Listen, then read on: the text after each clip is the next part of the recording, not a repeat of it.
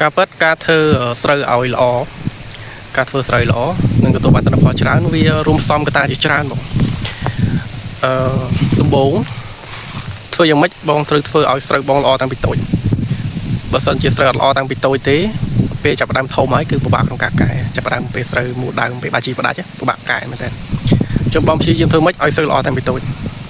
ញ្ចឹងការធ្វើស្រូវល្អតាំងពីតូចហ្នឹងគឺវាមានកត្តាច្រើនទីមួយបងទៅធ្វើដីឲ្យល្អវាយឲ្យស្មើឲ្យបែកល្អហើយពេលព្រោះហ្នឹងប្រើពូជឲ្យធន់ប្រើពូជល្អអត់មានជំងឺពុំនោះគ្រាប់ល្អហើយបងត្រូវតែកម្ចាត់ស្មៅឲ្យអស់មិនអស់ទាំងស្រុងក៏អស់ច្រើនដែរ90 ទៅ 95% ឲ្យវាមានតិចបំផុតស្មៅ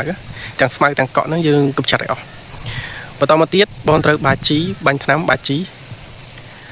នឹងបាញ់ថ្នាំធ្វើម៉េចប្រើថ្នាំជាពិសេសថ្នាំពៅដែលរុញដែលជួយស្រូវបានច្រើនឲ្យរុញរឹសឲ្យបានខ្លាំងឲ្យវាស្រូបជីកាន់តែខ្លាំងឲ្យស្រូវហ្នឹងគឺចេញមកវាល្អហើយកម្ចាត់កត្តាចង្រៃដូចជាតកៅដូចជាទ្រីបមមាញស្រឹងមូសខ្លងអីហ្នឹងធ្វើម៉េចកម្ចាត់វាបាញ់ការពារវាកុំឲ្យវាមានបញ្ហាពួកសត្វល្អិតឬកត្តាចង្រៃអស់ហ្នឹងបន្តមកទៀតបងត្រូវរក្សាទឹកគឺសំខាន់ណាមានបងប្អូនខ្លះគាត់ធ្វើវិធីដូចជានៅជប៉ុនណាគាត់ពេលស្រូវបាជីវៈ1គាត់បញ្ចេញទឹកទុកឲ្យដីវាប្រេះហើយគាត់បញ្ចូលទឹកហើយគាត់បាជីដើម្បីឲ្យអាក្របជីយើងបាយទៅវាចូលប្រឡោះតែប្រេះនឹងឲ្យរឹសវាស្រូបបានល្អតែសម្រាប់ខ្ញុំអត់ចង់ធ្វើអញ្ចឹងទេព្រោះវាចំណាយច្រើនទី1ចំណាយច្រើនទី2បើសិនយើងបញ្ចេញទឹកអញ្ចឹង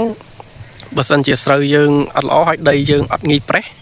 វានឹងបញ្ហាដល់រឹសវិញតែបញ្ចេញអញ្ចឹងក៏ល្អដែរតែបើសម្រាប់ខ្ញុំអត់បញ្ចេញទេខ្ញុំរក្សាទឹកបាជីវៈ1បាជីវៈ2ធម្មតាអញ្ចឹងគាត់ថាខ្ញុំប្រើសារធាតុជីបំពន់ដែលរុញរឹសឲ្យចេញល្អពេលបាជីទៅឲ្យវាស្រូបបានល្អហើយជីគីមីក៏សំខាន់ដែរជីគីមីគឺយើងប្រើឲ្យគ្រប់ដូសវា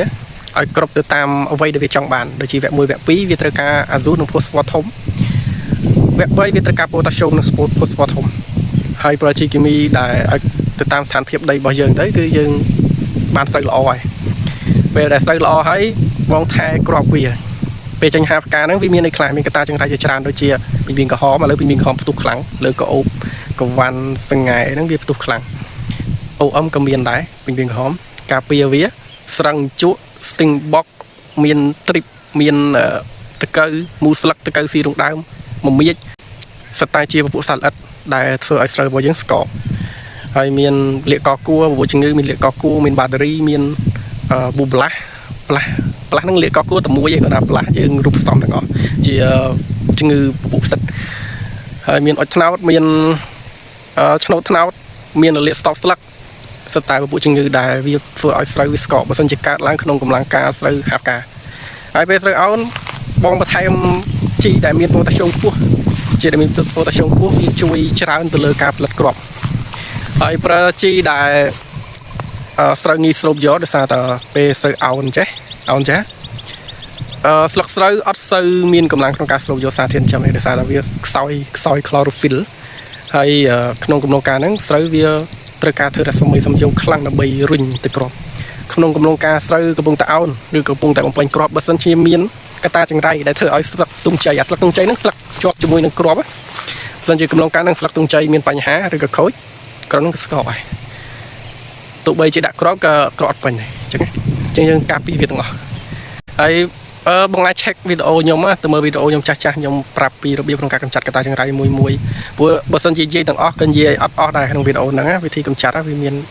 តាមស្ថានភាពស្រូវទៅតាមប្រភេទនៃកត្តាចង្រៃហើយកត្តាចង្រៃមួយគឺបើសិនជានិយាយវាចំណាយពេលច្រើនអញ្ចឹងបងទៅ check មើលវីដេអូខ្ញុំចាស់បន្តមកទៀតមើលស្ថានភាពស្រូវរបស់បងបើសិនជាអត់តន់ល្អទេយើងរើសជីបំពន់ណាដែលល្អបូកជាមួយនឹងពពួកថ្នាំការពារនិងថ្នាំព្យាបាលឲ្យល្អទៅនឹងប្រើជីគ្រាប់ជីគីមីឲ្យល្អទៅតាមស្ថានភាពដីរបស់បងទៅវានឹងរុញឲ្យស្រូវរបស់បងល្អហើយបើសិនជាចង់ដឹងច្បាស់អាចឆាតមកខ្ញុំក៏បានដែរឆាតក្នុង page ក៏បានឆាតក្នុង Telegram ខ្ញុំក៏បានដែរយើងអាចពិភាក្សាគ្នាបានក៏ច្រើនបងប្អូនជួបគ្នានៅវីដេអូក្រោយបាយបាយ